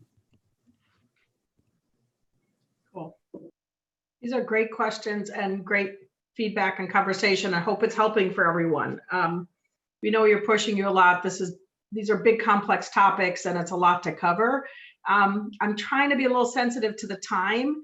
I wish I could leave more for the discussion, but you know, Barrett at the beginning and Lisa, we brought up this piece about coming back full circle and giving you some space with your colleagues here and just having a chance to think about the presentation to the board. And, you know, there's an opportunity for, isn't it, Cindy, help me with this, and for individual, and Kate, it could be individual, it could be as a group, it could be a letter, there could be testimony, right? Oral testimony from the SBAC individually or as a group, and there can also be a written communication. That's right. We have a limited amount of groups that we've asked to provide oral testimony. So that's invited testimony. And Liz has reached out to Lisa, I believe, and invited you all to do that. That is an option. It is not one that you certainly don't have to take that up. So you can do that. You can also individually write letters of testimony if you would like, in support of or not in support of, or undecided if you just want to have your voices heard. And you can also write a letter and have written testimony from the group. So it's sort of a choose your own adventure with your testimony. But we do value the diversity of opinions and perspectives in this group. And we also value your operational perspective and really knowing our state forests, especially around the North Coast where a lot of this is centering. Yeah, so I'll talk no more. No, that was great. Just wanted to get the right context before we went from here. So Lisa, Barrett, what are you folks thinking? And then to the group. Well, what I've already heard a couple kind of divergent thought processes on this. What I'd like to get from the SFAC members is whether or not we should move forward with some kind of testimony. And that testimony can include a variety of perspectives, but I think to be helpful, well, it's always helpful. So let me scratch the way I just phrased that. It's always helpful. But so should we move forward with a letter? One, should we present the diversity of views too? And I agree with both of those. And then the third, of which I don't necessarily have an opinion, is should we also say, or is this group comfortable with then also saying a majority of the people feel this way? Or do we just want to talk about the process, our involvement? Here's comments and concerns and not concerns, because now I just forgot what the word for that would be, what those are, and leave it at that. So I would like to, if it's comfortable, Barrett, feel free to chime in, but I'd like to open it up to the group after Barrett. I would just add, recognizing we have, some diverse opinions on the committee, it gets right back to the sensitivity of coming up with a product, an SVAC product. And in the past, when we faced this, to do it respectfully, it really required an investment in a facilitated report that painted, kind of respectfully painted, depicted the discussion to the board members. And I'm not sure we'll have time to take the kind of care necessary to respect everybody's opinion. I'm sorry, Barrett and I did not have this conversation before we're going to do this in front of you. I have participated in many group discussions that presented multiple perspectives that did not require that level of commitment from an outside party or an investment in funds. I think that we've got enough folks who are going to be able to read it, and did we capture their concerns correctly? Is it in a tone that is appropriate? If we can't get there, then we can't get there. But I guess I could be wrong. I don't think.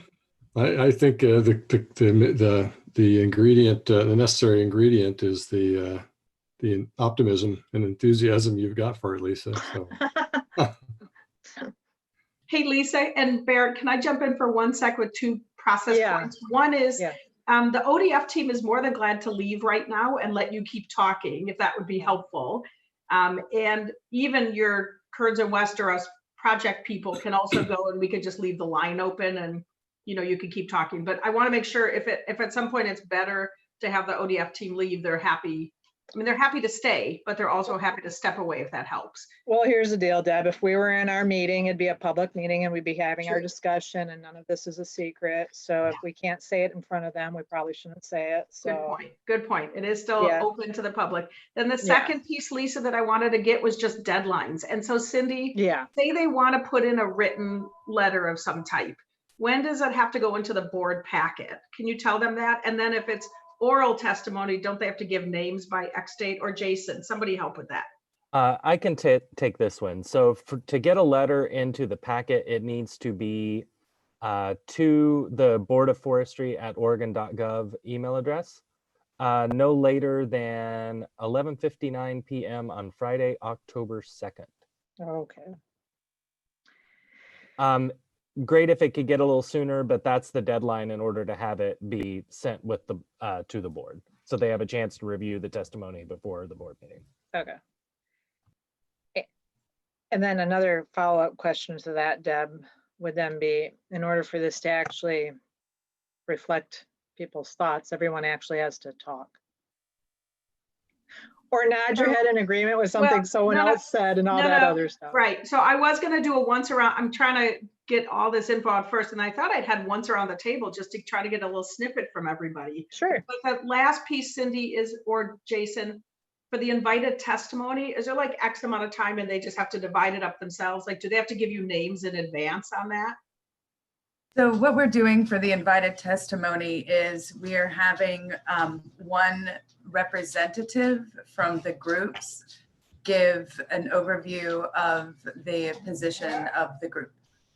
And that's just because we have so much to cover, and we also want to allow for some public testimony. Okay. For that, and if you decide that you want to do the verbal testimony, we would need to know that probably within the next week, because it's going to be a Zoom webinar, and we just have to make sure that people are well set up and understand how they're going to be accessed and get into the board meeting. And so there's just a little bit of logistics that we'd have to know there. So I would say we'd probably need to know that by Wednesday of next week. Well, how about we know that by the end of this meeting today? Well, that's great. So Lisa, I can start to just head around, the way I see people on the screen. Is that okay? Just take it one by one. You can call, I can go, whichever way you want me to do it. I don't have a problem with you leading the conference. You want me to just start around your virtual table? Okay. Sure. Okay, so this way up in my corner. So Lisa, hi, you get to go first, and then Ken McCall will be next. Hi, thanks. Can you hear me? Yes. Okay. I guess the first thing that comes to mind for me is listening to Rex. I need to do a deeper dive in the economics of the HCP. I'm generally more focused on the habitat piece and all that, and for some reason I'm more understanding of any economic scenario, so I need to do a deeper dive. And even within that dive, I did kind of wonder a couple of things. One is just where we got the $5 per, thousand, whatever it was, million board feet per, for the conservation fund. And if that was $1 million a year, and if we're saving $3 or $4 million a year, why we're only gonna put $1 million in the conservation fund? I mean, I'm just, wondering about the math just on that little piece right there. And then the other piece was, I needed to do more work and understanding on the carbon storage piece, because if we are concerned about climate change, carbon storage is a big deal. And so I wondered why that wasn't a priority in the HCP, and, et cetera, et cetera. But again, the economic area, I really need to do a deeper dive. Rex was very strong in his feelings about it not penciling out.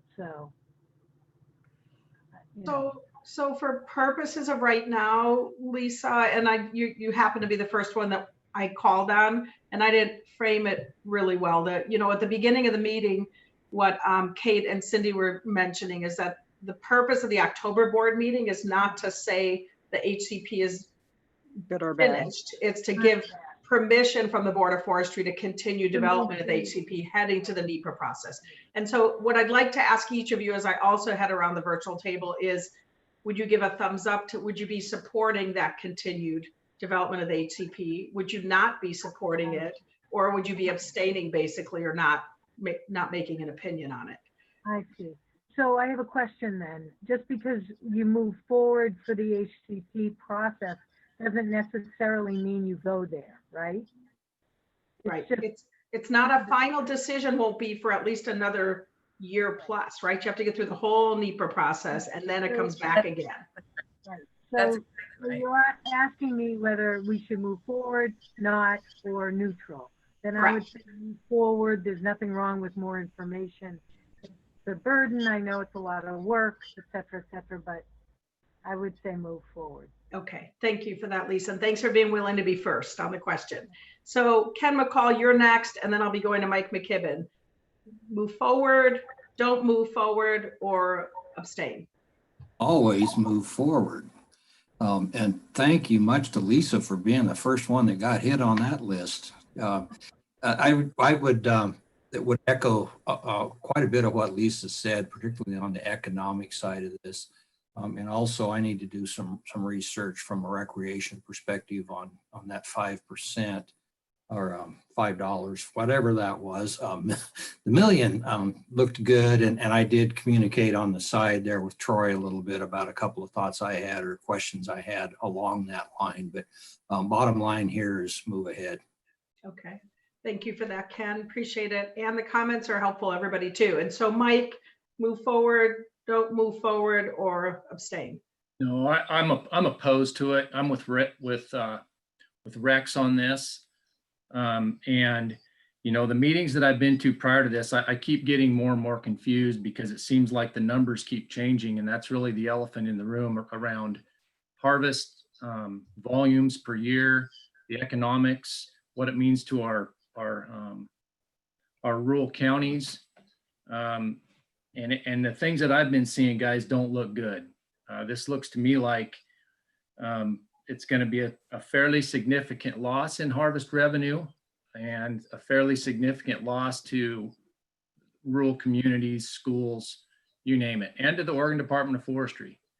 And so, you know, we started out with the business case scenario, which I know was kind of a high level view, like Mike said, of 250 million board feet a year. And that was kind of the decision point that the board used to kick this thing off with. The next numbers we saw were significantly lower than that.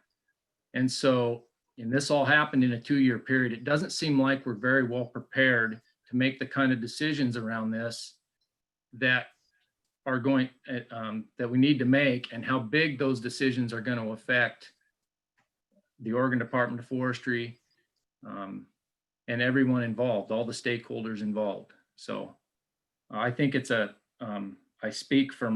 I know from my company and several others in the industry that aren't happy with it right now. So that's where I'm at. Yeah, appreciate hearing your perspective. Thank you, Mike. And Susan, where are you at? I'm like this, you know, not completely down. I think we need more information. I was kind of surprised at the decline in the harvest, but I'm also having a really hard time wrapping my head around why we're having an HCP and an FMP, and why this isn't all put into one instead of two. That's, you know, I come from the federal side. I worked for the Forest Service for 35 years. So this just seems really strange to me to have two processes going on, and how those are going to fit, and how one is going to be over the other one. I'm just kind of struggling with that right now.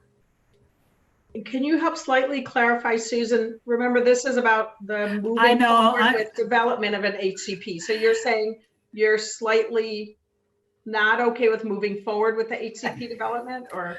I think that for me to make a decision, I need a whole lot more information. I just don't. And if we can get there by more development, I can understand that. But it just seems to me like some of the premises don't quite fit. So I'm kind of in between thumbs down and thumbs neutral. I think Lisa has go ahead, Lisa. Yeah. Yeah, I appreciate that, Susan. I might press you to actually make a choice of the three, but can someone answer or try to at least give a little bit of an answer to why an HCP and an FMP, because it seems like that might be something that others are struggling with. Can someone answer that? Talk about give a quickie on the hierarchy and how it works together. Looks like Mike's jumping at the bit as much as me, so go for it, Beth. Yeah, don't all jump up. Really quick though, Mike. Make it just short form. Yeah. So the current forest management plan is just kind of the status quo. Okay. The HCP is the real evaluation point. The draft FMP is in there because we had gotten to a point of that, and we had to stop that, and we stopped that while we worked on the HCP. And it's there as a point of reference, but it's not currently a decision point. If they decide not to go forward with the HCP, what it causes us to do is go back and pick up the FMP work under the context of take avoidance and try and finalize that. If it does go forward, then there's no draft FMP? Right. Okay. There would be, what we would then do is tailor a companion FMP with the HCP. Okay. And Susan, quickly, I would just add related to ESA compliance, non-federal actors live under sections 9 and 10, not 7, which is where the feds live, and they're really different worlds. And so, and that's what predicates it, basically. We can go into further details. Regulatory, but good question to clarify. Thank you for that. Thank you. So are you, Lisa, going to push Susan to pick now, or I'd like you to make it just abstain it is probably where I feel like you are. If you had to vote today and had no choice, I feel like that's what you'd probably do. Is that true? I think that's correct. Okay. Yeah, thank you for that. Lisa, do you want to go next? You want me to hold you till towards the end? I'll go at the end if that's okay. Okay, sure. So Rex, you're up next, and then Barrett. Up, sideways, down. Oh, I gave another shot. Yeah, I know you don't like it. You heard my position down. Okay, thank you. Barrett, and then I'll go to who's next, and then I'll go to Leslie Shaw next. Go ahead, Barrett. Sure, I'm a thumbs up. I think as for harvest, I think I see a lot more frightening and pessimistic future under take avoidance and lawsuits than I do under the HCP. I think we have to face that kind of future, at least as I project it. And then from a recreation standpoint, we have to return to actually being a forest management agency instead of a forest litigation agency. And this is my path forward to that. So appreciate it. So yours is a thumbs up. Thanks, Barrett. Appreciate the words. And so next up is Leslie, and then I'll go to Mike Kennedy. Hi, Leslie. And I'll just say Leslie noted she's a thumbs down and is not able to speak right now. Oh, okay.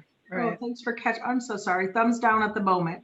Right. She did say earlier she couldn't talk through this platform. So thanks, though, for catching that. Okay. Oh, she had dental surgery. Sorry, Leslie. Okay. So next up is Mike Kennedy, and then I'll go to Denise Loffman. So I would give a thumbs up for continuing, if only for the purpose of getting a lot more information.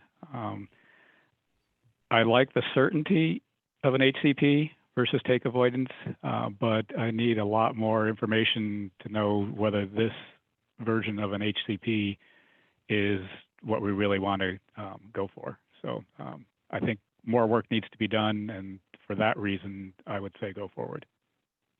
Appreciate that, Mike. Thank you for speaking up and for your rationale. And then Denise, and then we'll come back to Lisa. I am also a thumbs up.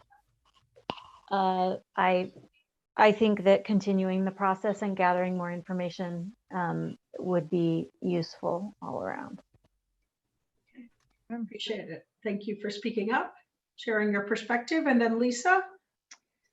Well, I've expressed concerns about HCPs in general, but for a lot of the reasons that folks have stated, the certainty that it does provide while still building in some flexibility, the opportunity to gather more information and actually see if this is how it ends up playing out, I think is also valuable. This is not the last time at the table to discuss this. This is the ability to actually begin the process moving forward. And I think it offers us a good opportunity.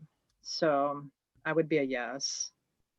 But I absolutely understand everyone's comments. I think that all revolves around the lack of information that we feel like we have. So. Really helpful. Thank you. Thank you, everyone. I know we put you all on the spot, and it really just helps to hear your perspectives and where you stand. So is Lisa, for next steps, there will be a meeting summary that we always do. These are open to the public meetings. We're always pleased when we're invited in. We know it takes a lot, and you scheduled a special meeting just to cover this, and we're really appreciative of the time and the thoughtfulness and all of the deep thinking that you're doing on this important topic. We get our notes done as fast as we can, and then they get posted. I don't know if they're going to help you much in this moving forward. It looked like you were trying to take some notes. Anything you want to say as you wrap up about the kind of where this might take all of you? Yeah, so I would offer that I can pull a draft letter together without all the bells and whistles of whom's and who it goes to and all that stuff, just the substance of it, to make sure that it aligns with this conversation, that it accurately captures the multiple perspectives that have been presented, and that the tone of it is, in fact, I thought Barrett used a good word, it's respectful of those perspectives as well. And while I will likely call out, you know, where we landed if we were a voting and telling you what to do type of entity, which of course I'll rephrase much better. I'll also put that out there too, because I think it's important for them to see not only that the perspectives were different, but that we also, some folks were very adamant in one way or another. And I think that needs to be honored as well. So I will do that. And so we have a timeline of October 2nd. So if I can get a draft out to the committee members by Wednesday of next week, which is whatever day that is. That'll be the 23rd. Okay, if I can get a draft out on the 23rd to folks, and give you till, don't go crazy over this. If you could get it to me by Friday of that week, so I have the weekend to pull it together and make it nice, that would be great. But we could probably push it to that following Monday.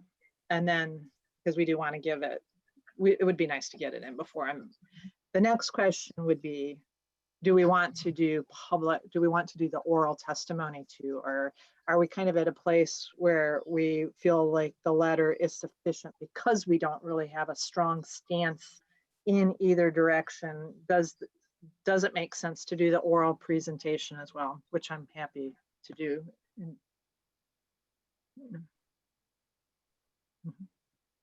So what was our total then on the vote? Was it like 5 to Okay, we 3 or have, let's see, 1, 2, 3.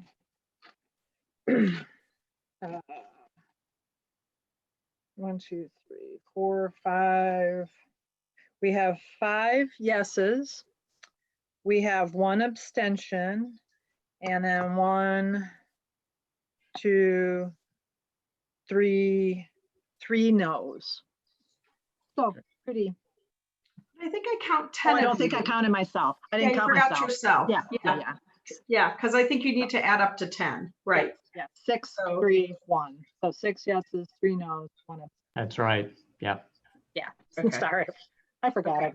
Okay. I mean, not to, well, I don't know. I was about to give a process observation. I thought you all did such a nice, I'll do it anyway. You can tell me not to. You all did such a nice job of stating what you thought. And I think getting a letter together helps you all synthesize that and reflect it back. And it sure seems like the Board of Forestry would benefit from a brief invited statement about that. I think you could represent, Kate's nodding her head. I could imagine that being really valuable to them. I mean, your bookends matter to them, hearing the what and the why. The why of this conversation for us as listeners was incredibly powerful. And I could imagine they would benefit from that too. But that's up to all of you. I mean, you can let the letter stand enough, but that's for me, when I think about public processes, I'd encourage you to go for it. Are we at a comfortable enough place with each other that we can just say yes, no? That of course, I can't see Mike, Denise, or Leslie, so you're gonna have to either type it in the chat or. So for Mike, here's some chats. I'm sorry, I'm trying to catch them. Because I can't see them all, so. Right. So I don't see anything else in the chat. Do you? Okay. So can we just do Mike? How about this? Is there anybody that protests that powerfully? Like, is there anybody that's really against letting somebody give a public? Denise says, I'd say yes to a statement at the meeting. Leslie says, sounds great to me. Mike Kennedy, because we can't see you, any strong opinions one way or the other? I would say yes for a statement. Okay. Lisa, are you the one that does it because of your role here, or? If folks are comfortable with that, I'm happy to do that. Anybody against it, please speak up. And if you feel good about the letter, that's what I'll be doing, so. Yeah, that's sure gonna help people. You know, you can always change your minds, but it's not. Oh, go ahead, Susan. Yeah, sure. So once you do the letter, is there a way for, because I see that there's high, you know, pluses and minuses. So is there a way to attach something to that letter with making sure that those that are plus and minus get that, the gist of what their concerns are? Well, that's what the letter will be. But what if I see, because you have people going both directions, that you're going to have to be pretty neutral about it. Yeah. Is that, but to make sure that those concerns are clearly stated, they could also attach something. I actually intend on putting that directly in the letter. Okay. That is the letter, is really calling out all those differences, making sure that they're recognized. And that we're not necessarily taking a stand, really, to just say that this vote to move forward was really more of a, just to let folks know the state of mind that we had, but the perspectives are what should be the most important part of the letter and the discussion, to me. Yeah. Because I agree with the folks that said no, many of the issues they raised, I agree with that. So I would want to, I just went in a different direction for an HCP. Right. Okay. So I want to note it's after 5, and I want to be careful because I always try to end on time. Yes. And so I do think you've reached a conclusionary point with some next steps. And so what Lisa's kindly doing is getting this draft finished. It'll be a draft letter that's going to all of you by next Wednesday, the 23rd. She's asking you to do your best to give her your feedback by Friday, close of business the 25th. And I'd encourage you, tell her if you need more time, is what she's asking, because if she doesn't hear from you, and she'll presume you're okay with it. Okay, so that's an affirmative request. Yes. To tell her if you need more time than Friday, so she can work over the weekend, get something finalized and submitted to ODF, even though they have till 11:59 on Friday. She'd like to try to get it in sooner. And then the understanding is that there'll also be a yes to the invited testimony at the Board of Forestry meeting. And I guess you guys will decide, but I just presumed it was you, Lisa. I didn't mean to jump to a conclusion on that. And people have said okay to that. And it is to represent everybody here. Okay, and that's the role, that's the job, and to get those diverse perspectives transmitted to the Board of Forestry. Okay, yes, Lisa. I would also say that independent of that, there is nothing that precludes you from giving testimony to present your stakeholder, the stakeholders that you represent. So you are, so hopefully you feel good about my letter, but then you can also come and be representative of your industries and stakeholders. So. Yeah, perfect. Great clarification. Okay, so with that, is anybody else, anything else before I hand it back to Kate to help wrap up the meeting? Okay, well, thank you so much. And Kate, any closing remarks?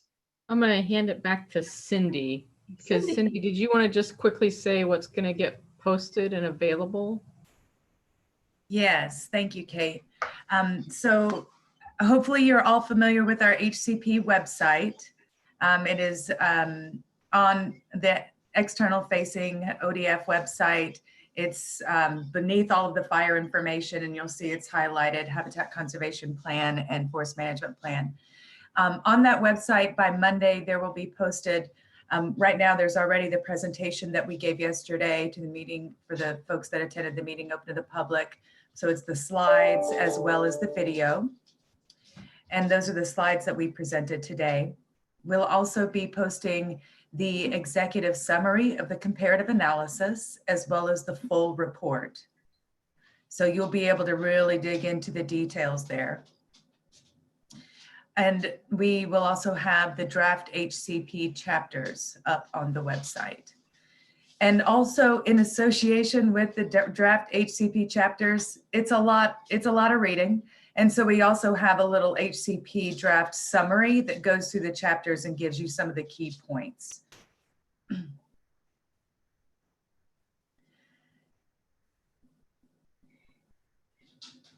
And so Lisa, I would just want to make sure that our folks are coordinating with you in terms of that invited testimony to make sure that we can get you set up on the Zoom and that goes smoothly for you.